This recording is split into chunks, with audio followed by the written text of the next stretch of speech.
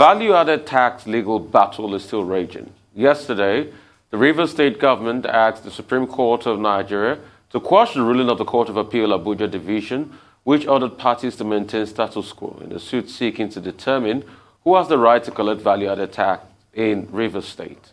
However, in a short ruling by the Appellate Court last Friday, presided by Justice Haruna Samani, ordered parties to maintain status quo ante bellum and not give effect to the judgment of Justice Pam. The other was to enable the court hear Lagos State joinder application on Thursday, September 16, by the Lagos State Attorney General before taking the motion for stay and interlocutory injunction. But displeased with the decision, Rivers State yesterday approached the Supreme Court to set aside the ruling of the Appellate Court on grounds that the lower court erred in ordering the status after it earlier held that the application for rejoinder by Lagos State must be heard first before the motion for stay and interlocutory injunction by the FIRS. This is going on tonight. It's now a ding-dong affair. It was always going to be, though. It was going to end up at the Supreme Court. Even in this interlocutory matter or the substantive issue, the Supreme Court was always going to be that court of last resort. But, you know, we're having this conversation off air one day, you and I, about status quo antebellum. And I was saying I have no idea why in Nigeria we speak of it as antebellum. Elsewhere, it's just status quo ante. But now I see why, because this VAT issue really is a war. They are going to war over this. There are billions, trillions in the long term of Naira at stake. So they're going to take it all the way to the Supreme Court, and I'm not surprised at all. Dr. Bassi? Well, you know, on Latinisms in law, I mean, it was one of those exciting things that law faculty students find engaging. Some of them coming from different disciplines. So we like those things. Status quo ante bellum. So dramatic. Quid plantato cellucedit. We love it. I once wrote, quad habit. I once wrote a column on that, but that's on the lighter side. Now, on the question of the value-added tax, 7.5%, the big issue that has been initiated afresh by the Rivers State government is who should collect VAT. Should it be the federal government? Should it be the states? And as we have pointed out before now, there were two cases previously. Issues were raised with regard to that. And now the Rivers State government has provided the necessary leadership. And what we have seen is that the VAT war, in quotes, if any insist, has drawn attention to the politics of restructuring in Nigeria, to the politics of fiscal federalism. And I always make this point, that the truest test of a law is in its implementation. If a law has been implemented even for 20 years, if you don't test it, then of course it will not serve its social purpose. So what we have now is the law on value-added tax being tested, in the court. Although some people say, even VAT as it's operationalized is not in the Constitution. And I guess it's on the basis of that that the FIRS has approached the National Assembly to take a second look at item 58 in the exclusive list, and also to take a second look at section 161. But I've also had others, including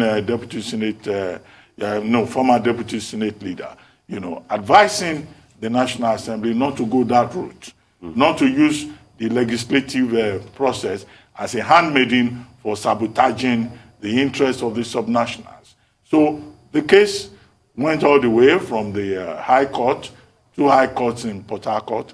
The Court of Justice Stephen Pam said that, look, is the state, he reaffirmed the position of the first court. And it's gone to the appeal court, where the appeal court is now saying, well, the status quo should be observed until there is a determination of the motion on notice. Some people have disagreed with that, but that's the position of the law at the moment. And I recall Michael Zekome, SAN, wrote a piece, an advisory piece, saying, yes, the matter is at this point now, everybody should respect the decision of the court. And now, on the basis of that, the Rivers State government has now gone all the way to the Supreme Court. So it will be interesting to see what the Supreme Court decides. And whatever the Supreme Court pronounces would be the final position on the matter. Before now, the hoteliers in Lagos went all the way to the Supreme Court, and I think they got what they wanted. But now we're dealing with a general thing, something that touches upon the foundations of Nigeria itself and the heart of the national question. But whatever the Supreme Court decides at the end of the day, we should note this, that there are many stakeholders who are not happy with the Nigerian arrangement, that there are many stakeholders who are raising questions about the Nigerian arrangement, not just about the value-added tax, but also, about the union itself, about the status of the union itself. And I think it's important for the government of the day to encourage a conversation around it and not to give the impression that the Nigerian matter is settled. In fact, people get infuriated if you tell them that no, Nigeria is non-negotiable, the union cannot be renegotiated, certain issues cannot be raised. I think what is important, is to continue to have this conversation. Maybe if the government of the day says, well, the conversation will be disruptive, it would, sabotage national security, maybe the judiciary, the last hope of the common man, as the judiciary is ordinarily described, will probably be the saving grace for Nigeria on some of those key questions that divide us, that agitate us, that propel some people to say, in fact, if they will not be listened to, they would rather opt out of the union. So VAT may well be a starting point for further interrogations of the Nigerian state, the Nigerian union. All right, thank you so much for your input, Dr. Bati Antundu, this morning. And that's all on News Headline. We'll take a short break now. When we return, we'll have Rosa Sudiri, Merkel Wilson, and Adeso Amora to give us updates in Africa, global business, COVID-19, and more stories across the globe. Stay with us. We'll be right back.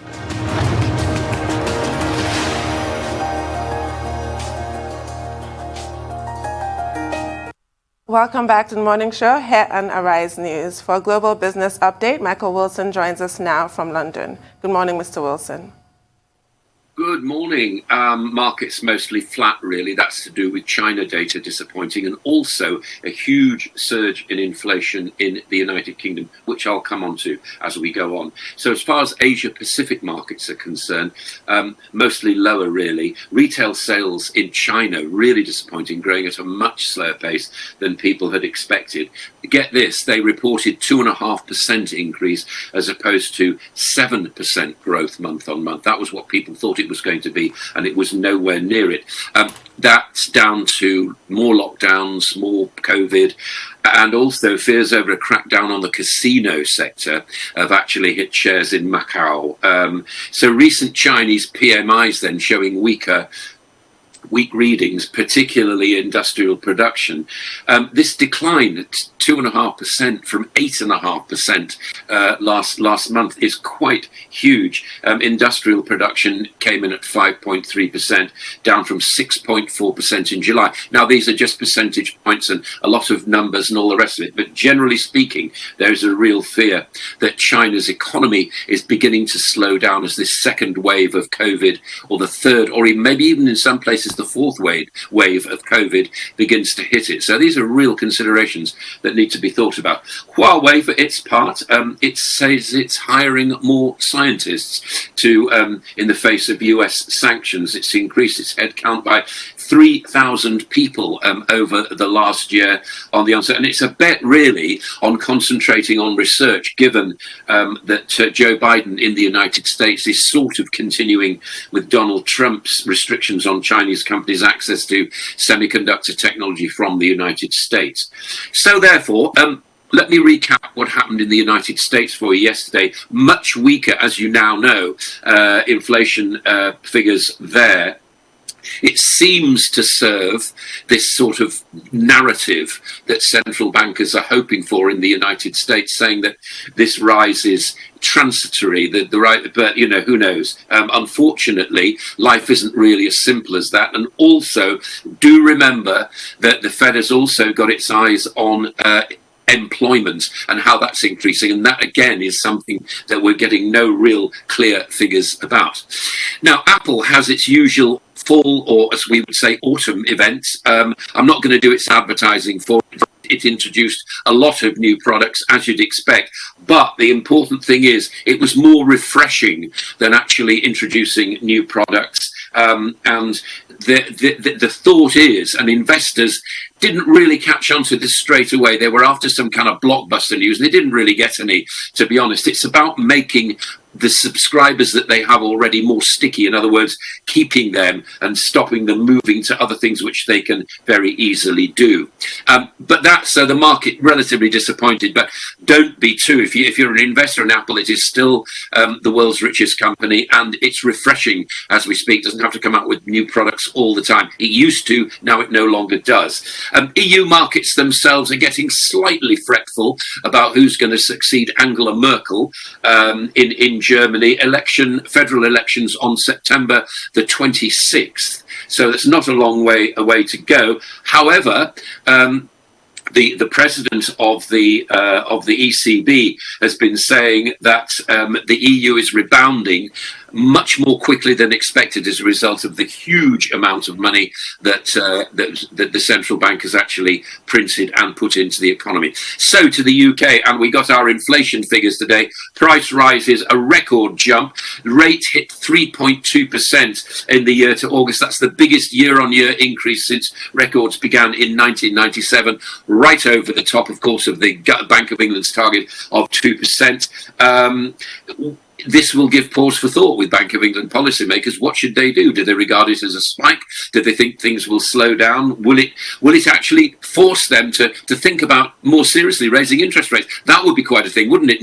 Long before the Fed had even done it, supposing it with the Bank of England. Well, again, a lot of discussion to take place over that. I will remind you about the employment figures that we got from the United States and this mystery vacancies. We were talking about it with Ruben yesterday, weren't we? About, how this gap between people not in work, big job vacancies, and employment rising as well. It seems to suggest, been thinking about this since yesterday, that maybe the decision to end furlough this month is the correct one. But in the post-pandemic world, we're going to see further job losses in things like travel and leisure and so on. And the whole thing may not pick up until next year. Some good news as far as the gigafactory being built in the UK, in Northumberland. Valuation now of $1 billion. It's being built in Northumberland. And it really shows the demand for environmental, social and governance criteria. It's known as in the business as ECG. If companies have got that, then they're getting investors. Canny investors are thinking this is the way forward. Doesn't really matter what they produce. In this case, it's batteries. But if you're hitting those ECG targets, about environment, social compatibility, and also governance, then that's supposed to be good for shareholders who want to become stakeholders as well. The British Chancellor has backed this huge surge of private equity takeovers we're seeing in the UK, ranging over all the areas that we have actually talked about a lot in the past. He's saying that what it means is that the UK is being seen internationally as attractive, but it doesn't, of course, answer whether or not foreign companies should be buying things with close ties to national security, and I suspect that argument will continue. Finally, as far as commodity prices are concerned, oil slipping a little, China releasing some of its reserves, and that, although it's not a huge amount, it had a bit of an effect. And also we've got Storm Nicholas as well, hitting the Gulf too. Gold, well, it got a strong boost from those lower than expected inflation figures out of the United States yesterday. It's not a pivotal move, and we will get inflation tomorrow in the United States as with more results from the inflation figures we saw yesterday in the United States coming out tomorrow. But it may be that gold will actually lose out quite considerably to any kind of anti-inflation place. That's the global view, ladies and gentlemen, this morning. Very good morning to you. All right, Michael. Yeah, good one. The CPI numbers came out, Consumer Price Index numbers came out yesterday, and there was no major rise. So that shows that to some extent, the argument that this inflation might be transitory, might be winning now, but there are still inflationary pressures as regards the real estate market, home ownership, houses, and things like that. I mean, is this a new understanding? Is it a sector-by-sector based inflationary trend we're seeing now? Because initially, it started with second-hand cars, and now it's moving to rentals, home, and real estate. I mean, what's the outlook on that? This is something we should look at critically.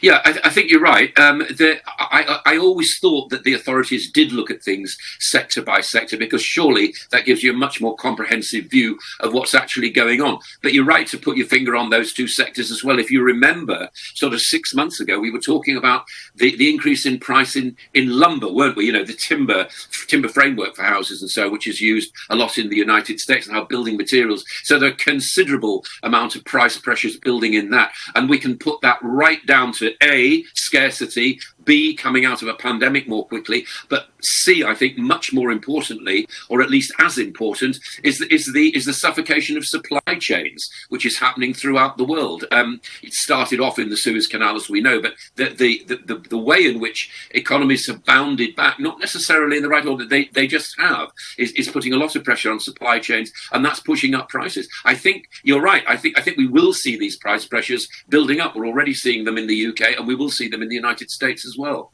Well, no, but with regard to the UK, you know, the projection of the Bank of England is that inflation target will be about 2%.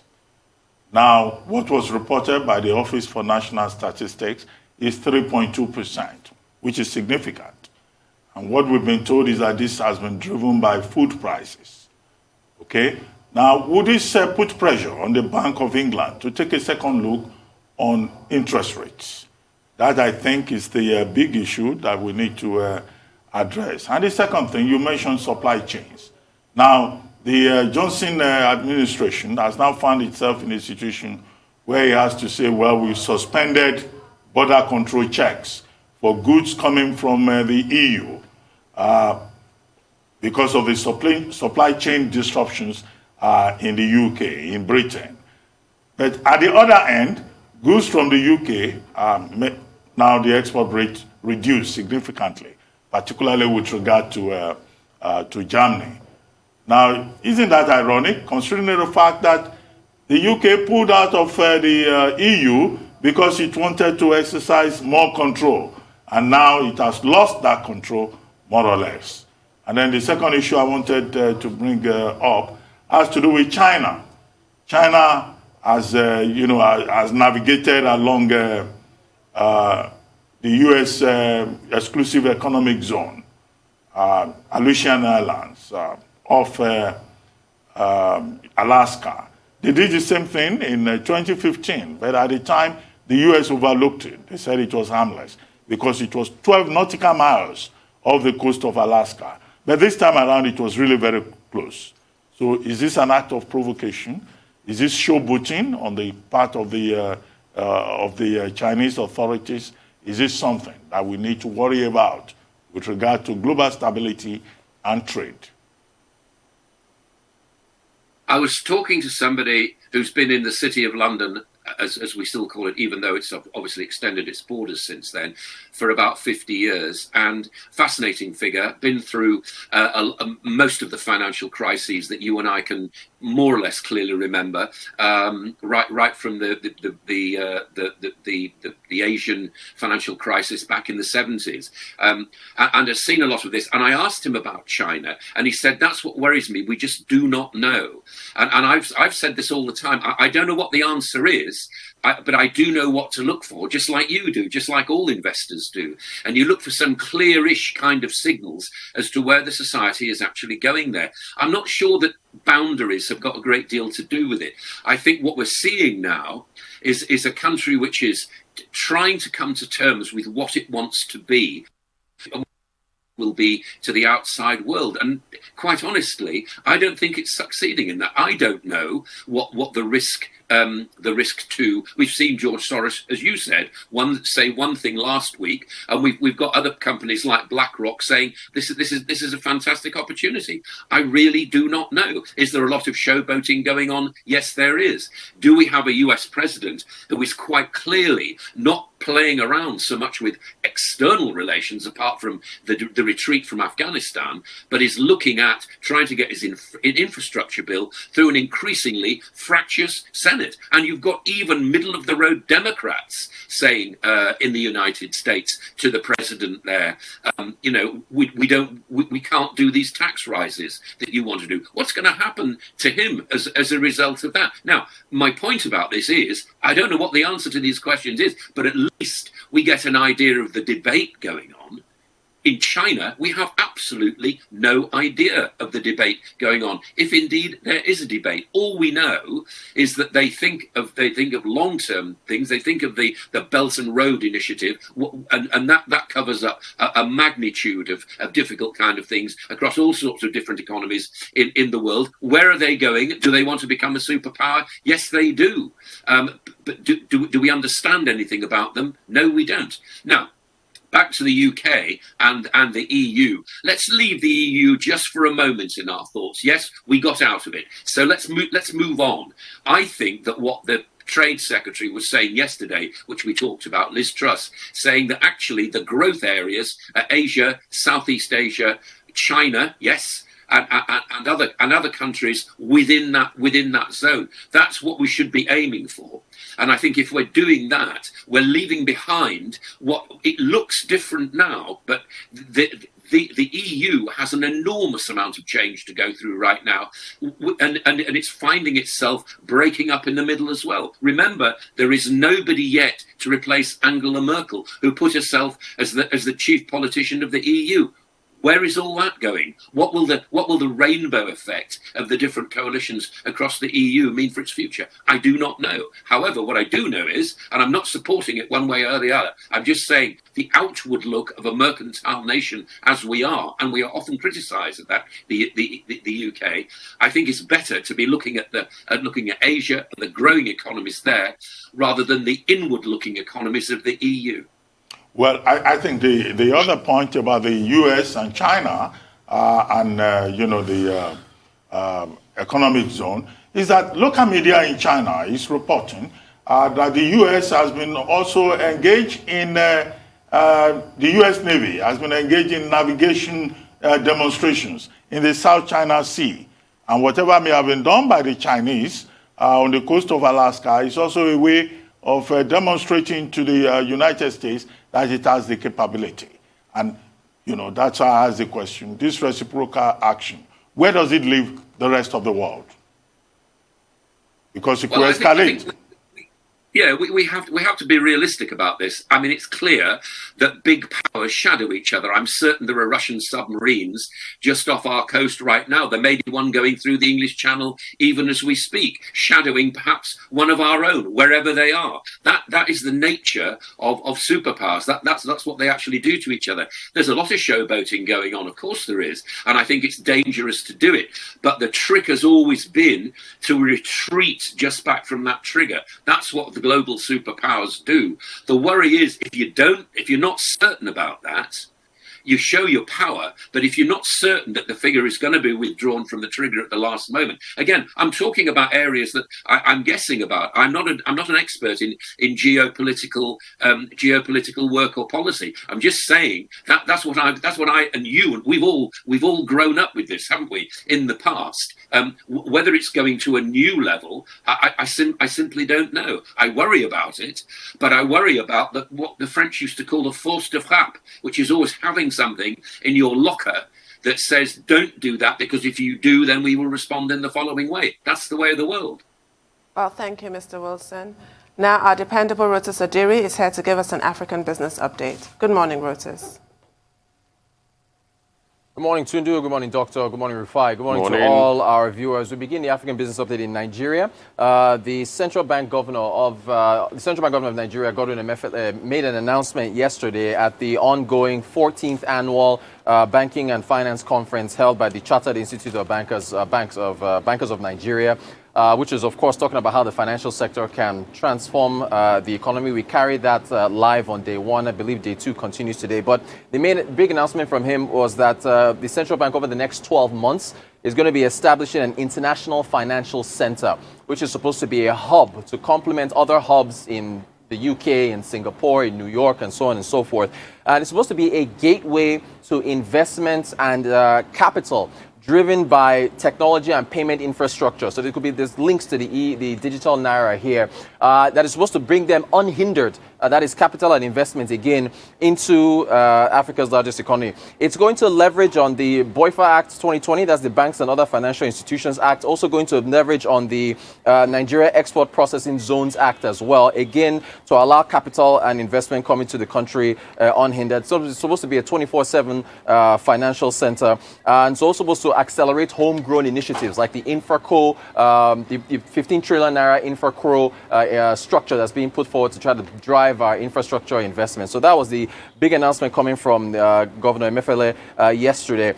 We moved to President Buhari. Was it not just 24 hours ago that we were just discussing the Center for Social Justice ringing the alarm bells about debt? Well, President Buhari has reached out to the National Assembly requesting an additional $4 billion and 710 million euros. According to the president, he says this is for, quotes, emergency needs for critical projects.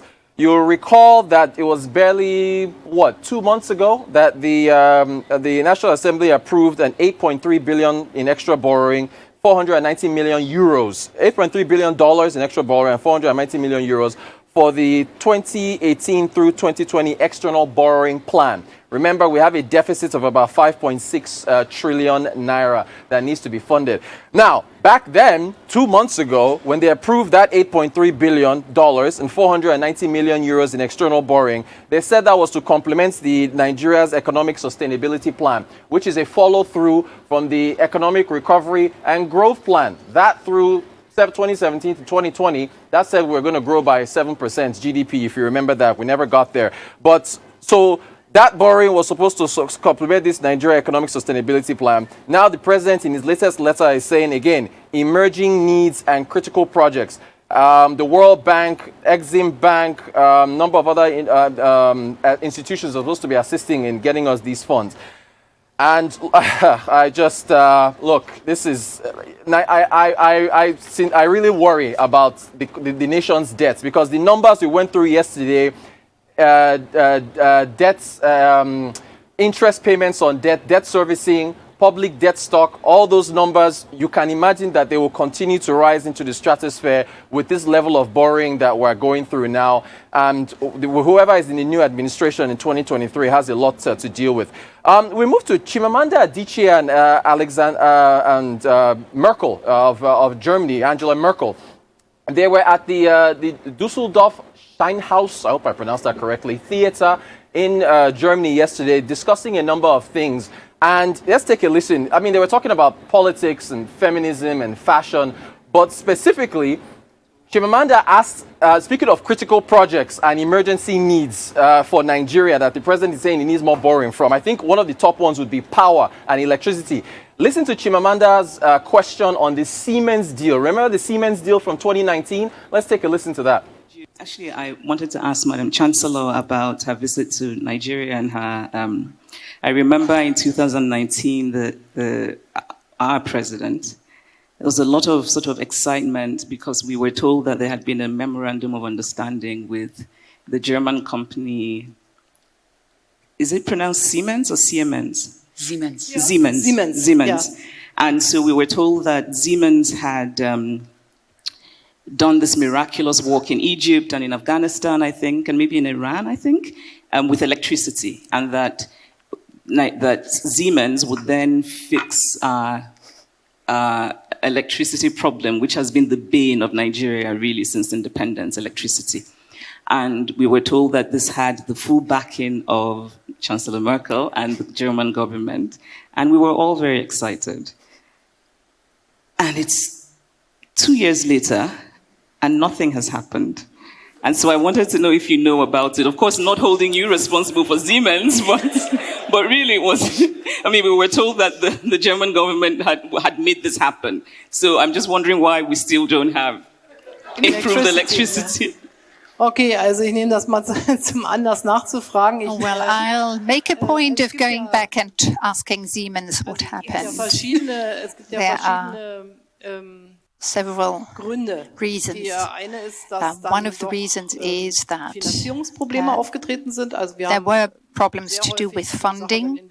Very often when investments are supposed to take place, people ask about what ways of financing are available, and we made a mistake a couple of years ago because people said that the minute you appear with your companies and you don't provide the right financing, that you will easily get the job. The Chinese always have that financing aspect dealt with. So we also make it part of our approach these days. It might well be at the time, as was the case with the project in Ghana, that the Nigerian state or government rather demanded too much local content. You know, when you have a German investor saying, I want to engage in the electricity production in Africa. Isn't this very interesting? There was a big deal about this MOU that was signed. It was supposed to be in 3 phases, increasing electricity production. What I understand from the digging where we've been doing is that there are elements in the government that have been frustrating these efforts because it's not cash-based.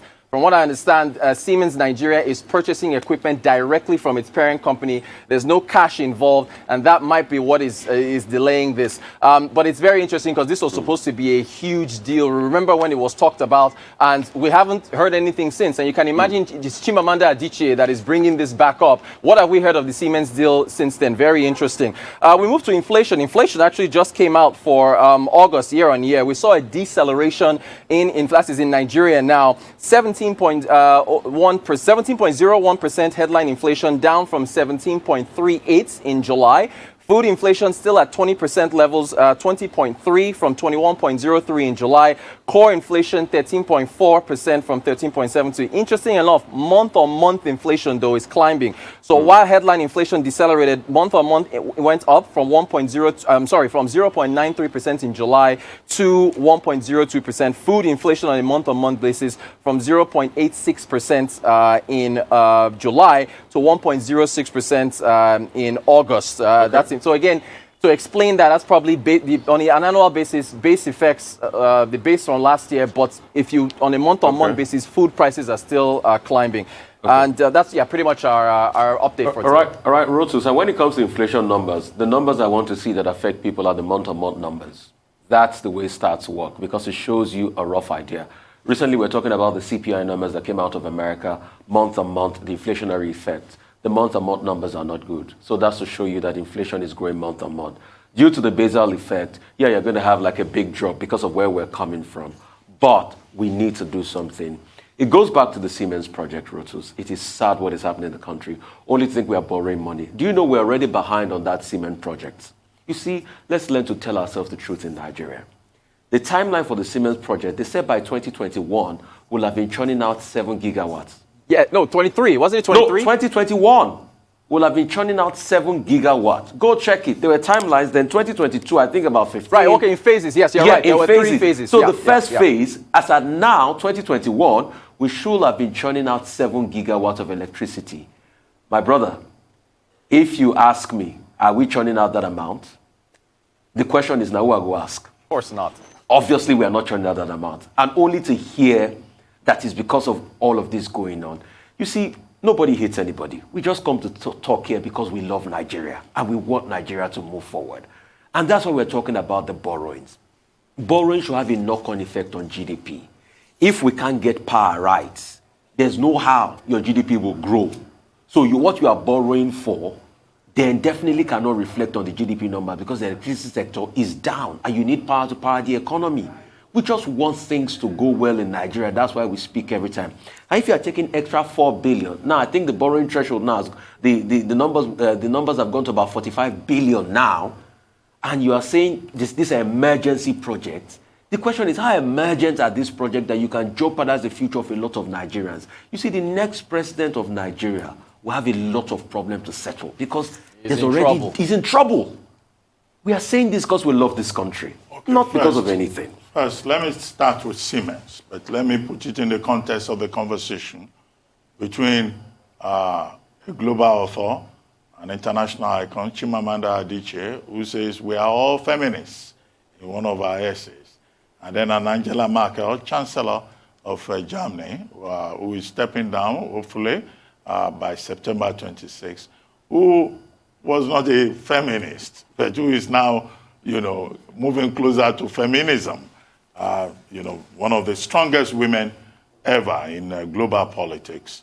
She wears those pantsuits to show that, yes, a woman can also wear trousers. And between the two of them, both leaders, one in literature, the other one in politics, they discussed a number of other issues, feminism, race, democracy, and all of that. But I guess you are interested in just the economic part of it, and you focus on Siemens. Now, Nigeria signed that agreement with Siemens in 2019 on the basis of what Siemens has been able to achieve in Afghanistan and also Egypt in transforming the energy sector in those two countries. That agreement was very controversial because Siemens had been implicated in some other issues here in Nigeria. But the Nigerian government celebrated that agreement on the basis of Siemens' great record. But the big issue was about funding. 85% of the funding was supposed to come from consortium banks. The Nigerian government was to provide 15%, and then the German government in the background. You recall when Abba Kyari, former chief of staff to the president, died, he had gone in April or March 2020 to further consolidate that agreement, and we were given timelines, 3 different timelines in terms of achievement. I guess Chimamanda asked that question because, more than a year later, the national grid is still collapsing. Nigerians don't have access to electricity. So I think it was a legitimate question to ask. However, the surprise is that Chancellor Angela Merkel was saying that she didn't know about it and that she will go and find information from Siemens and she will get back to Chimamanda. That, I think, is really surprising. I thought she was speaking in that context about politics. But we only have to thank Chimamanda for bringing this again to public attention because electricity supply remains a major problem in Nigeria. And Siemens was celebrated as an intervention that will bring hope. And we have not seen that 2 years later. That should be of interest to all Nigerians. Now, on the International Financial Center, which Godwin Emefiele was talking about. Yeah, it's about ideas. It's about technology. It's about innovation. It's about strengthening the banking sector, the financial sector in Nigeria. And I think it's a welcome idea to place the Nigerian financial system at the same level with the same hubs that you have in Western countries. So we see a CBN governor who is forward-looking and who is committed to innovation and how you can use technology to strengthen the banking sector in Nigeria. Okay, we'll go on a quick break. We'll come back and we'll have some inputs.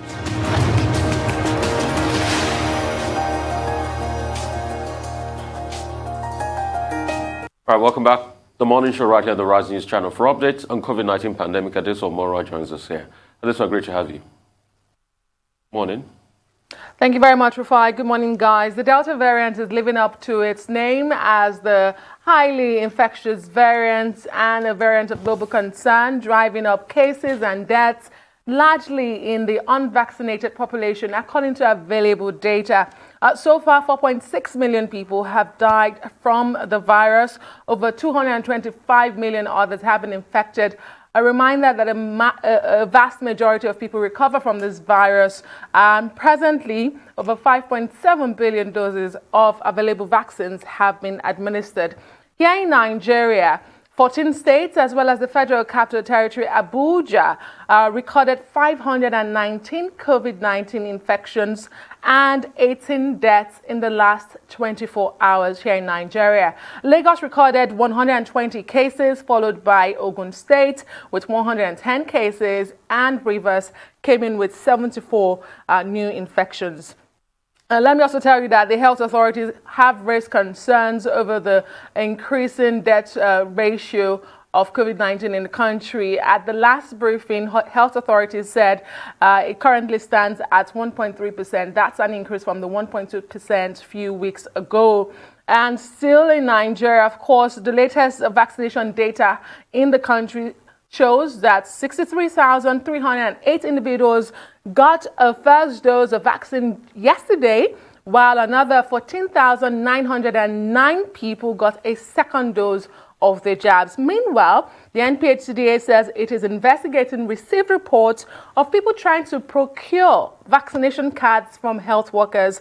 It says those found culpable will face the law. It also says it's actually threatening states condoning this act that it would withhold the life-saving vaccines from them. And to Edo State, where the government has announced that starting today, September 15th, all civil servants that are yet to receive the COVID-19 vaccine will be barred from entering their offices. The head of the COVID-19 enforcement team in the state, Haruna Yusuf, made this known.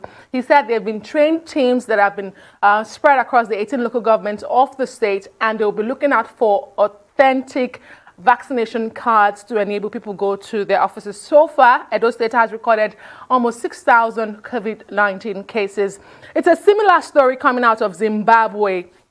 Only this time around, Zimbabwe Parliament is banning anyone that is not vaccinated against COVID-19 from entering or attending church services. It's the latest in a series of measures to boost uptake of vaccines in the country. I can tell you that Zimbabwe already made vaccines mandatory for civil servants and teachers earlier this month. Getting vaccinated is also a prerequisite for trading in markets, working out in gyms, and of course, frequenting restaurants and sitting for university exams in Zimbabwe. Moving on, as governments across the continent of Africa try to get the limited vaccines available into the arms of their citizens, the WHO is once again decrying the minimal supply of the life-saving jabs on the continent. The head of the WHO, Tedros Ghebreyesus, says just 2 African countries, just 2, have met the target of vaccinating 40% of their population so far. He said this is not because African countries lack the expertise or capacity to do this. They actually do this more than any other part of the world because they vaccinate regularly for other vaccine-preventable diseases. He says it's because the rest of the world has actually left Africa behind. Only 2% of the 5.7 billion doses administered so far have happened on the continent of Africa. And elsewhere, despite admitting that the rate of infections are higher than they were last year, UK Prime Minister Boris Johnson insists that more vaccinations and no lockdowns is the best way to go. Prime Minister Boris Johnson says booster jabs will be recommended to those of 50 and over the age of 50 as part of his government's COVID-19 plans for the winter. We're expecting this briefing. It finally came yesterday. He also says vaccination would be extended to children aged 12 to 15. He says a plan B for vaccine passport is currently on hold. 134,000 people have died from the virus in the UK. Finally, to Russia, where the fully vaccinated Russian President Vladimir Putin has gone into self-isolation after members of his inner circle tested positive for COVID-19. President Putin briefed a government meeting virtually after testing negative. In the last 24 hours, Russia reported over 17,000 infections and more than 700 deaths. Well, well, maybe Tuno should go first. Absolutely not. Why not? Anyway, okay, first, let's start with Edo State government. Edo State government before now had been taken to court in Port Harcourt with regard to this position that the government has taken, which is not an unusual position. A similar position has been taken in other parts of the world, notably the United States. And what the Edo State government is saying is that, well, they are not punishing anybody, they are not imposing any sanctions, but that the state government has a responsibility to make sure that people do not help to spread the virus. So if you will not take the vaccine, then don't come into government offices. And this is consistent with the position that have been taken previously by the federal government of Nigeria.